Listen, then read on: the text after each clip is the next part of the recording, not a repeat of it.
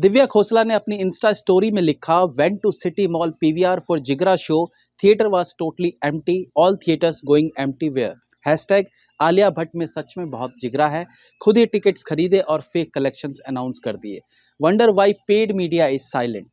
दिव्या खोसला ने ऐसा क्यों लिखा? जिगरा फिल्म से उनकी क्या दुश्मनी है? जिगरा किसकी रीमेक है और बॉलीवुड में वो कौन सी फिल्म थी जो इस स्टोरी पर कई साल पहले बन चुकी थी? दिव्या खोसला की लीड के तौर पर 31 मई 2024 को फिल्म रिलीज हुई थी सावी, जिसके विकिपीडिया में आप जाकर पढ़ेंगे तो पता चलेगा कि ये फिल्म 2008 में released French film anything for हर की रीमेक है। एनीथिंग फॉर हर फिल्म का हॉलीवुड रीमेक हुआ था 2010 में, जिसका नाम था द नेक्स्ट 3 डेज, जिसमें रसल क्रो ने मुख्य भूमिका निभाई थी। सावी में जेंडर चेंज कर दिया गया और बाकी कहानी सेम रखी गई। इसके बाद अभी 3 दिन पहले यानी 11 अक्टूबर को आलिया भट्ट की फिल्म रिलीज हुई जिगरा, जो आलिया की होम प्रोडक्शन फिल्म थी। अगेन इस फिल्म की कहानी सेम थी, यानी एनीथिंग फॉर हर जैसी। अब ये बड़े अचरज की बात है कि कुछ ही महीने के डिफरेंस पर दो बड़े बजट और बड़े प्रोडक्शन हाउस की फिल्में सेम कहानी पर कैसे फिल्म बना बैठे। तो कुछ समय पहले केआरके ने अपनी एक वीडियो में इसका जिक्र किया था कि द नेक्स्ट 3 डेज की रीमेक बनाना चाहते थे मुकेश भट्ट, और उन्होंने ये अनाउंस भी कर दिया था। फिल्म में दिव्या खोसला ने मुख्य भूमिका निभाई, लेकिन उन्हीं दिनों आलिया भट्ट ने भी इस फिल्म की रीमेक बनाने की इच्छा जाहिर की, लेकिन मुकेश भट्ट ने दिव्या खोसला के साथ फिल्म बनाई। बाद में आलिया भट्ट ने भी ये फिल्म बनाई। हालांकि कॉपी का आरोप लगाकर सावी फिल्म वाले आलिया भट्ट की फिल्म रुकवा सकते थे, बट फिर मुकेश भट्ट और आलिया भट्ट फैमिली हैं तो इशू हो जाता, और इसलिए फिर जिगरा की रिलीज में अड़चन नहीं आई।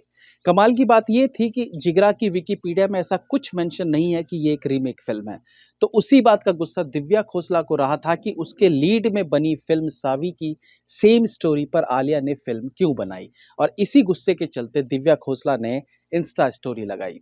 सावी फिल्म में दिव्या खोसला अपने पति को जेल से भगाती है, जिसमें उसका साथ अनिल कपूर देते हैं, और जिगरा फिल्म में आलिया अपने भाई को जेल से निकाल कर ले जाती है, जिसमें उनका साथ मनोज पावा ने दिया था।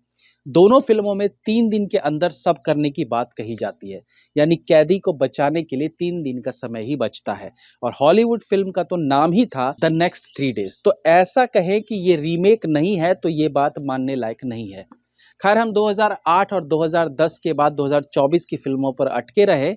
थोड़ा पीछे जाए तो इस स्टोरी पर 1993 में ही बॉलीवुड में एक फिल्म बन चुकी थी जिसका नाम था गुमराह। फिल्म में संजय दत्त, श्रीदेवी और अनुपम खेर ने काम किया था। उस फिल्म में भी श्रीदेवी के सामान में ड्रग्स छुपा दिया जाता है और हांगकांग में एयरपोर्ट पर उसे गिरफ्तार कर उसे जेल भेज दिया जाता है। वहां के सख्त कानून की वजह से श्रीदेवी को मौत की सजा मिलती है और फिर संजय दत्त उसे जेल से छुड़वाते हैं, जिसमें उनका साथ देते हैं अनुपम खेर। और यही सेम कहानी सावी और जिगरा की भी है। गुमराह 1993 की 7th हाईएस्ट ग्रॉसिंग फिल्म थी और संजय दत्त की उस साल की दूसरी सबसे बड़ी हिट आफ्टर खलनायक।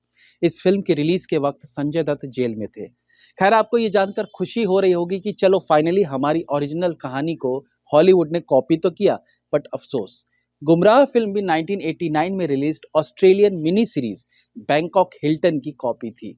लेकिन एक बड़ा ट्विस्ट ये है कि एक्ट्रेस गीता खन्ना ने एक बार गुमराह फिल्म के डायरेक्टर महेश भट्ट को अपने साथ हुई एक घटना बताई थी। उन्होंने बताया था कि 1980 में उन्होंने एक फिल्म साइन की और जब शूट के लिए वो लंदन पहुंची तो एयरपोर्ट पर उनके सामान में ड्रग्स बरामद हुआ, जो कि उनकी फिल्म के प्रोड्यूसर ने प्लांट किया था। फिर भी गीता खन्ना को 3 महीने लंदन की जेल में रहना पड़ा। बाद में वो प्रोड्यूसर पकड़ा भी गया था। महेश भट्ट ने ये कहानी सुनी और बिना गीता खन्ना के परमिशन के उन्होंने गुमराह फिल्म बनाई, ऐसा आरोप गीता खन्ना लगाती है। हालांकि गीता खन्ना की कहानी में सिमिलैरिटी यही थी कि ड्रग्स के आरोप में उन्हें एयरपोर्ट पर पकड़ा गया। इसके अलावा कहानी पूरी तरह से अलग थी। बाकी ये कह सकते हैं कि गुमराह film Australian series Bangkok Hilton से कॉपीड थी। वैसे देखा जाए तो जेल ब्रेक पर आधारित फिल्मों का कंसेप्ट यही रहता है, मतलब end of the day jail से किसी को निकालना होता है।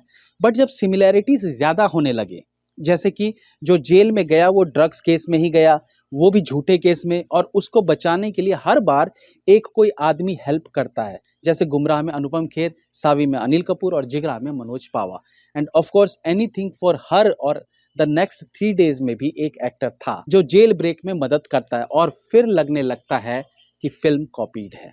बाकी तो देखो सेम प्लॉट पर अनेकों फिल्में बनती रही हैं, जैसे कि भगत सिंह पर 5 फिल्में बनी हैं, लेकिन उन्हें कॉपीड कैसे कहेंगे, क्योंकि भाई ये तो बायोपिक है।